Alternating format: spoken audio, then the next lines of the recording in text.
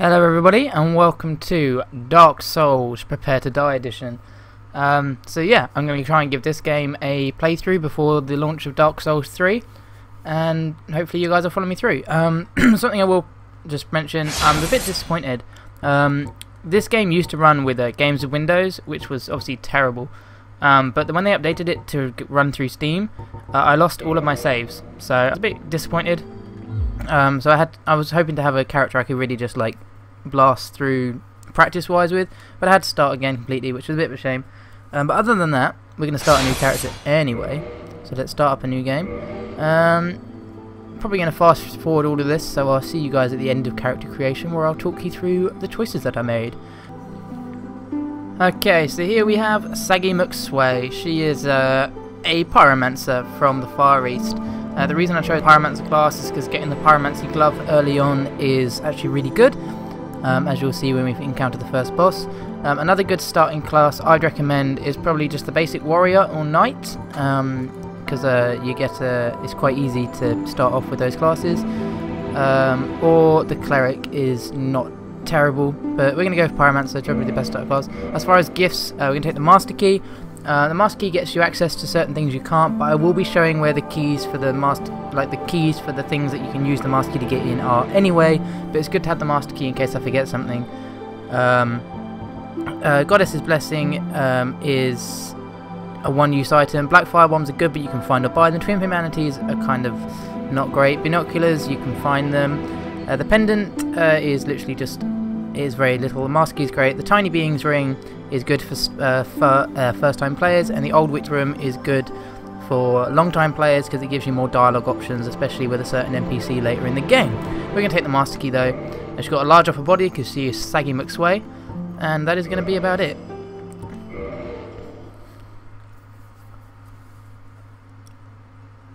In the age of ancients, the world was unformed, shrouded by fog.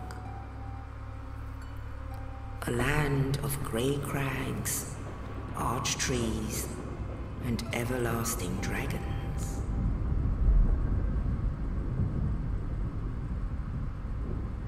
But then there was fire,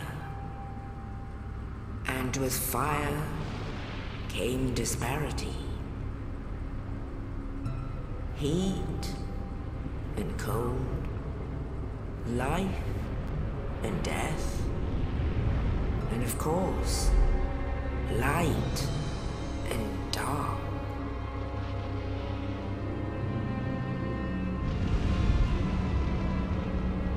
Then from the dark they came and found the souls of lords within the flame.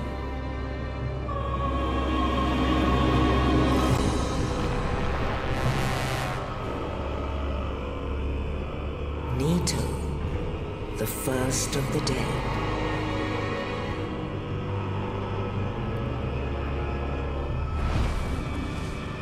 The Witch of Izalith and her daughters of Chaos.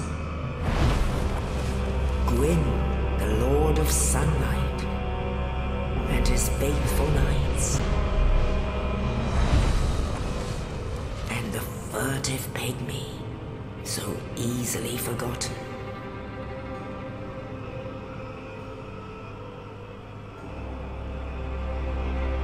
With the strength of lords, they challenged the dragons.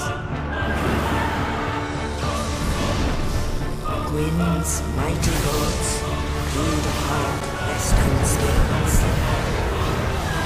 Witches weaved great firestorms.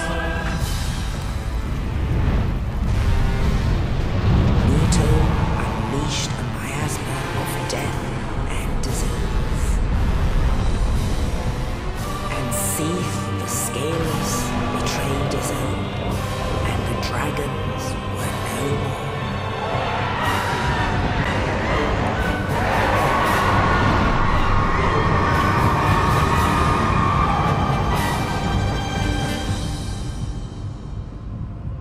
Thus began the Age of Fire.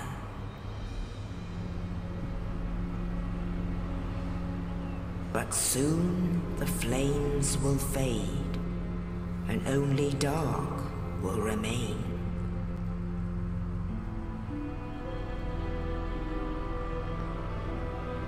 Even now, there are only embers, and man sees not light, but only endless nights. And amongst the living are seen carriers of the accursed dark side.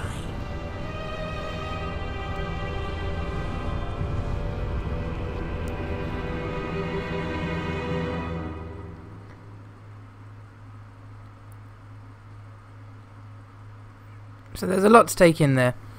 Basically, in history, the dragons ruled, the flame appeared, began to burn. Those that harboured the flame, Gwyn... Yes, indeed. Sorry. The dark side brands the undead.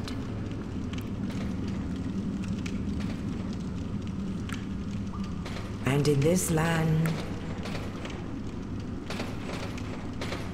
the undead are corralled and led to the north.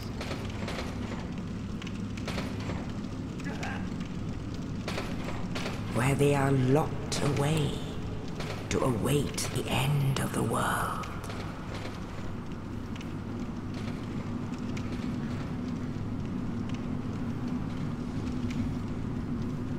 This is your fate.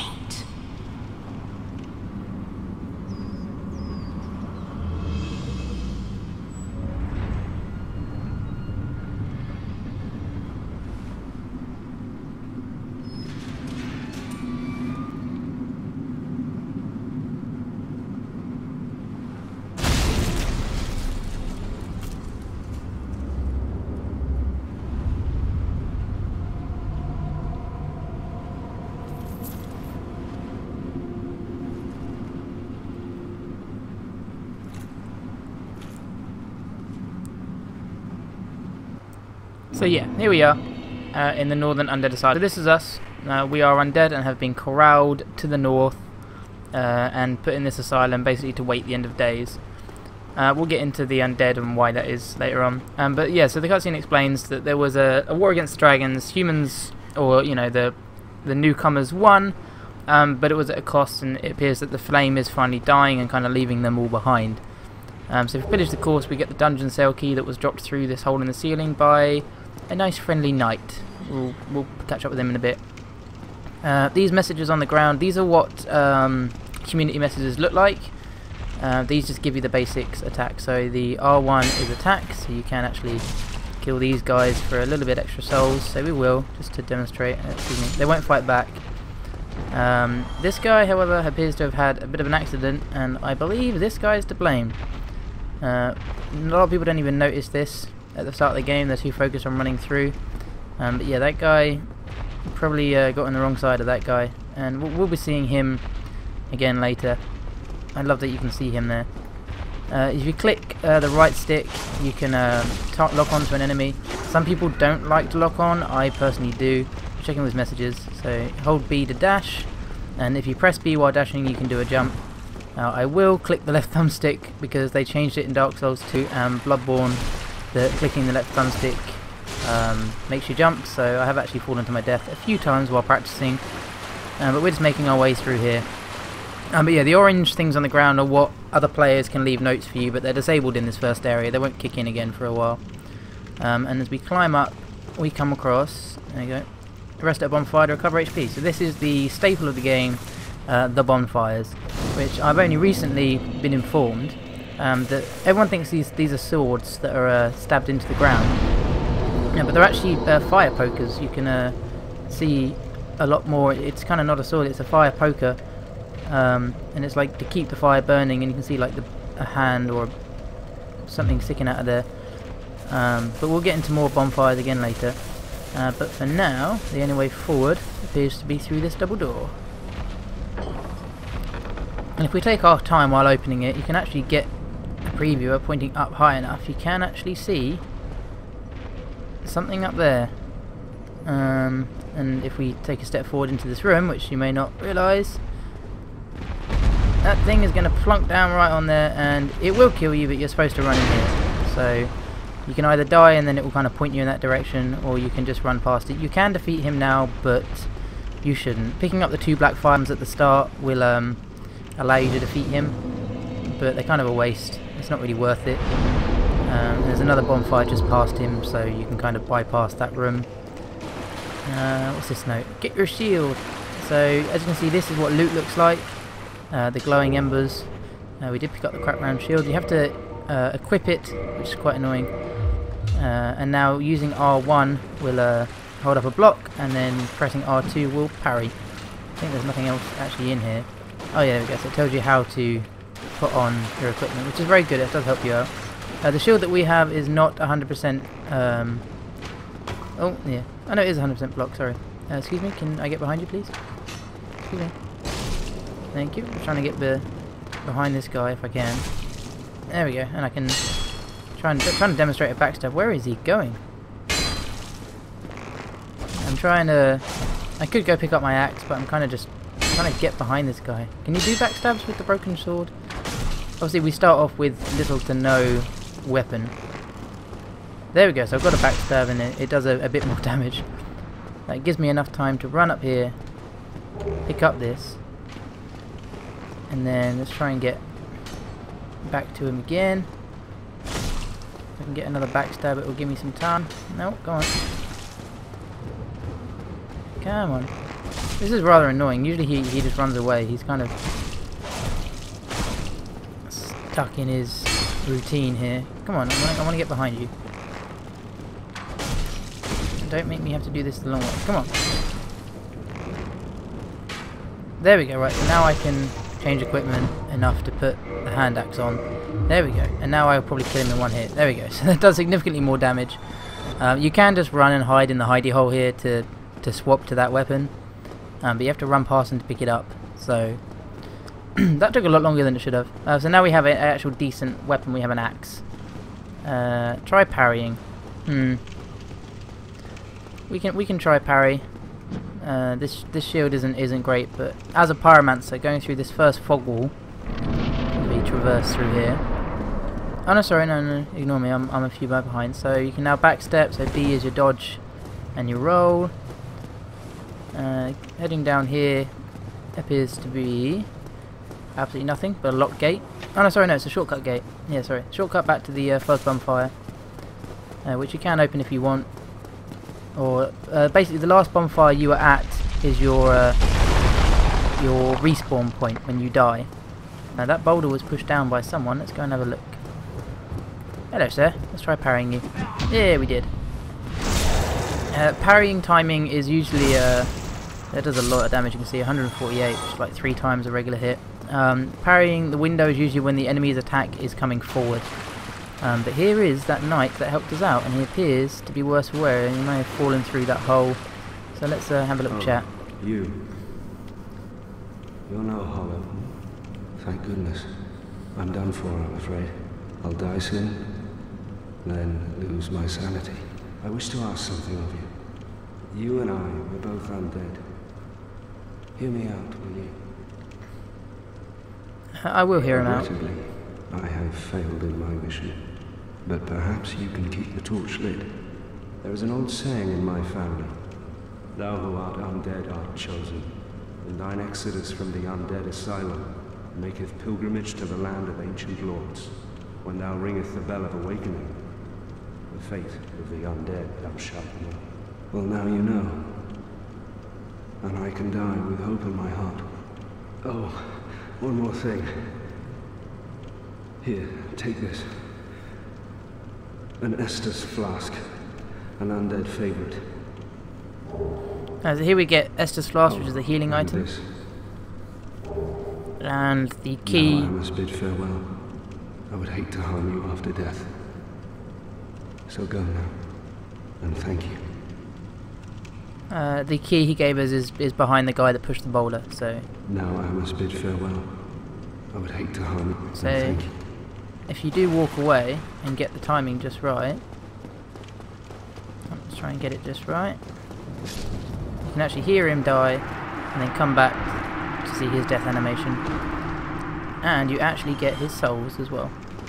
So very interesting. Pressing square will use whatever's in the bottom of that D-pad D-pad style UI in there. So Estus Flask will heal us. They get refilled every time we visit a bonfire, but we'll get into that later. So that's your basic healing. So if you press Y, you can dual wield your weapon, which is quite good, and you get different attacks. So for example, tapping forward gives you a kick, and then tapping forward and R1 gives you a kick. Tapping forward and R2 gives you a leaping attack. So let's just do the leaping attack here. So it does a lot of damage. This is our Pyromancy Flame. We'll grab that quickly, and we have time to equip it. There we go. Oh, wrong button. Let's try that again. There we go. I kind of panic and often hit parry instead of block because I was trying not to use shields as much. Much to my own despair. I'm going to dodge around this guy, get behind him if we can. Backstabs are very easy, just strafe around an enemy, usually after they rebound off your shield. And in here is actually another enemy that's very difficult, but we'll show you the bounce. Oh no, let's wait for him to get a bit of space. So we'll show you that the bounce and backstab. You can see my shield didn't actually block all the damage there, so let's try and get a parry on him. There we go, and this should kill him. The one backstab isn't quite enough to kill this guy, so we'll heal up. And of course, yeah, here goes. This is parrying, and then after you do a parry, you can riposte. I think this is locked as well. Yeah, this is locked. You can hear the screen shaking as well. There's definitely something going on. I don't know what that was actually. I've never noticed that. Anyway, so this door is actually going to come out above that main area where that big enemy boss dropped down. And a trick to defeating him is basically when you get to the ledge, do a forward R2, which is that. You will fall down and hit him, but on your way down, spam R1 because you learn a new attack called a plunging attack. I think it comes up here, yeah, plunging attack. And there is a glitch in the game where if you've fallen far enough while doing a forward R2, you can then do the plunging attack as well when you land, so you can do double damage.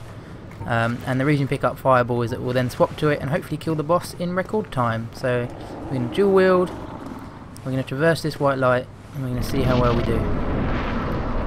So there's the boss there. Let's do it forward R1. And look at all that damage that we just did in one hit there. It's half his HP gone. I'm going to swap to Fireball, try and get that in there quickly. He actually completely missed for some reason. I don't know where he's aiming at. We can do this without even having to dodge an attack. There we go. There's a little dodge, and he should be dead now. And there we go.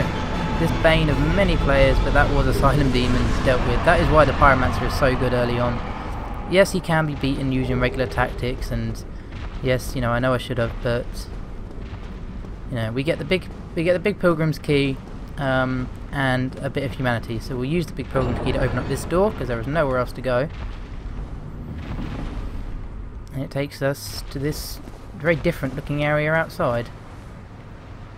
So I always thought this area was actually quite nice, quite refreshing after defeating the boss. There is a hidden item around here. These are souls of lost undead. They're basically usable souls that can you know, improve your XP level. We'll get into souls when we get to a bonfire we can actually use.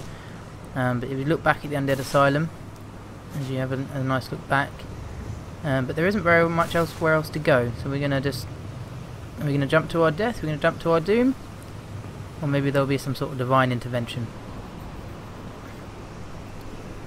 Only in the ancient legends it is stated that one day an undead shall be chosen.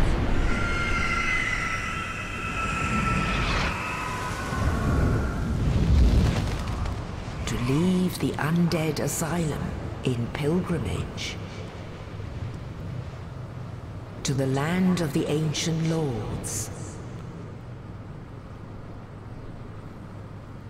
Lordran.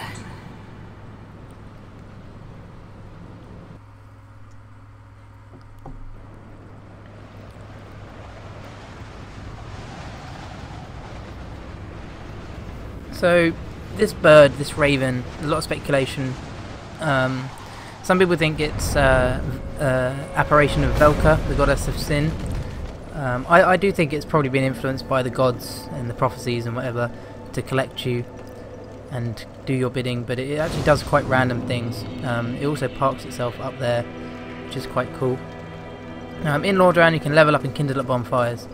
So if we use this bonfire here, we'll be able to level up. But first we're going to talk to this guy over here. Well, what do we have here?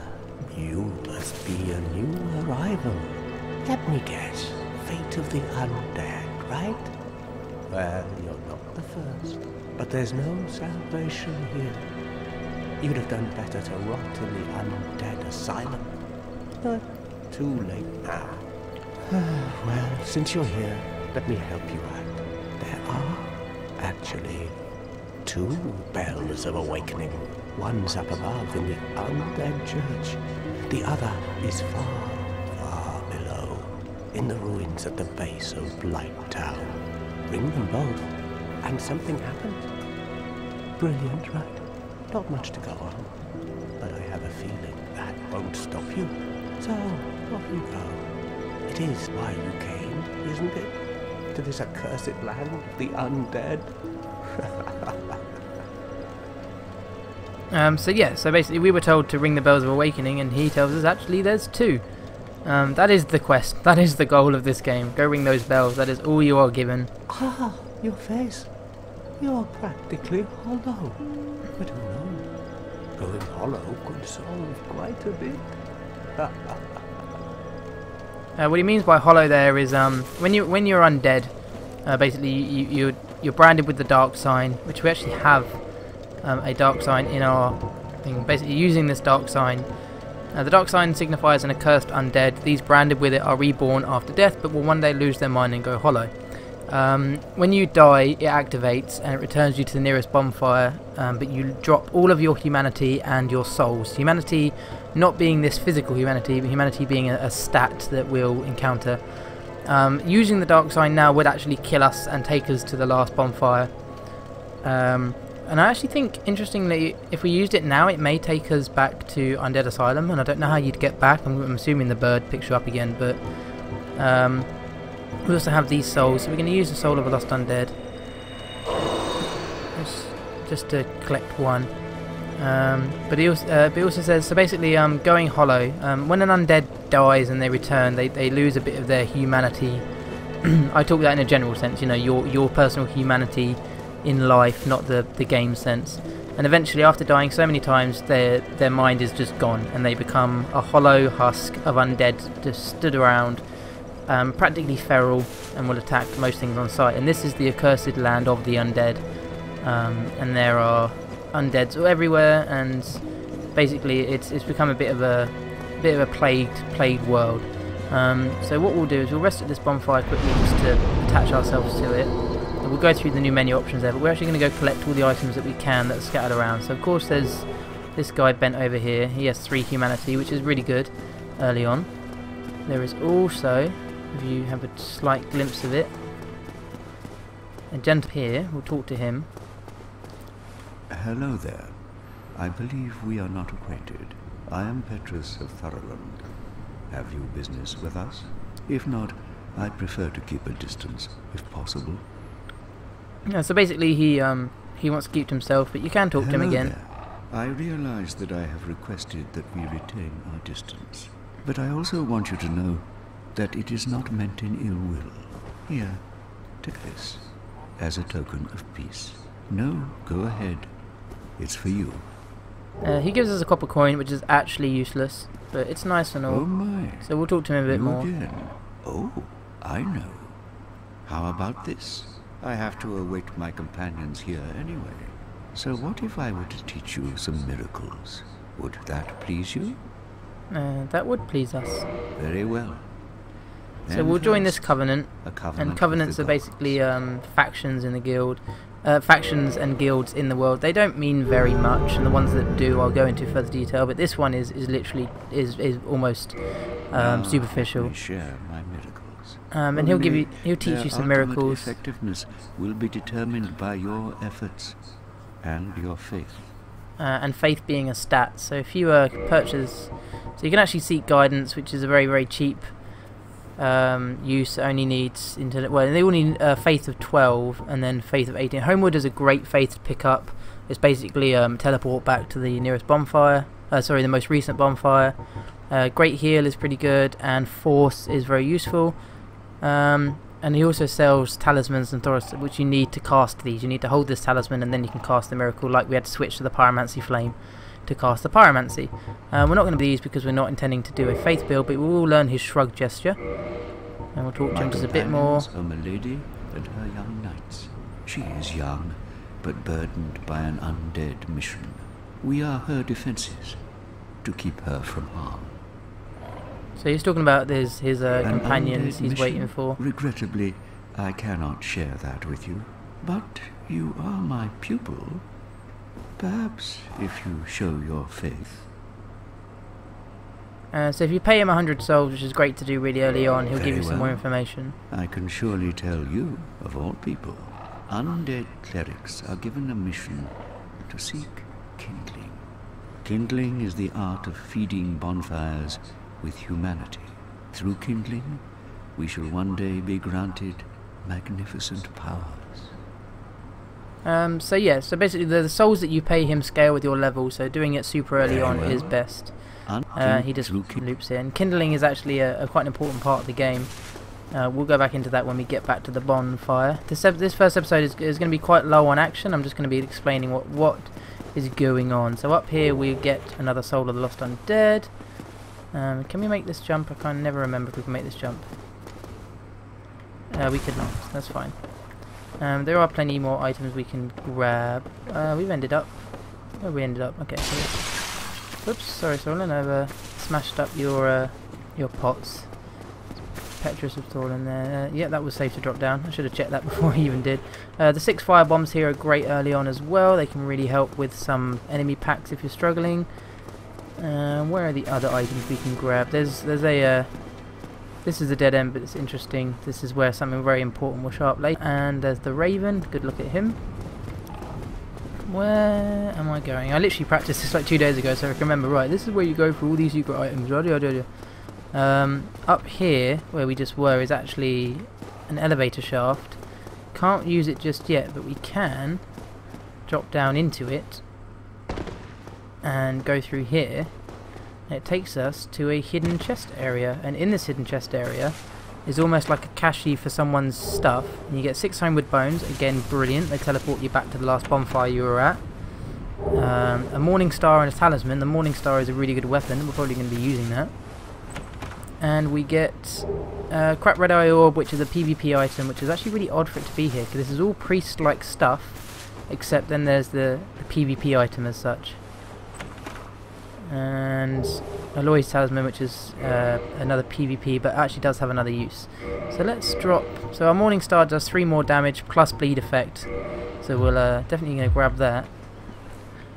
We do have to be quick here because some enemies will spawn, and I don't really want to deal with them. But we're going to try and grab this. Go. Oh, I dodged right into him. Oh no, run! Alright, this is touchy. This is testy touchy. Oh crap! Bit of bird clipping there.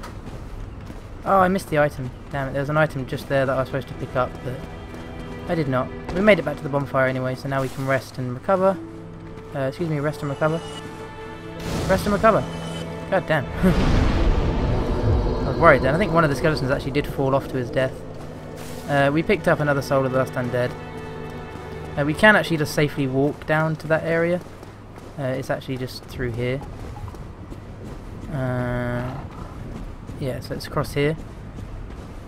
But we don't actually want to upset these guys too much. There's not much else that we really care about grabbing down there. Not for me anyway. Not this early on. We can pop up here. Let's have another rummage. See if there's anything we're missing out. Yep, there is over there.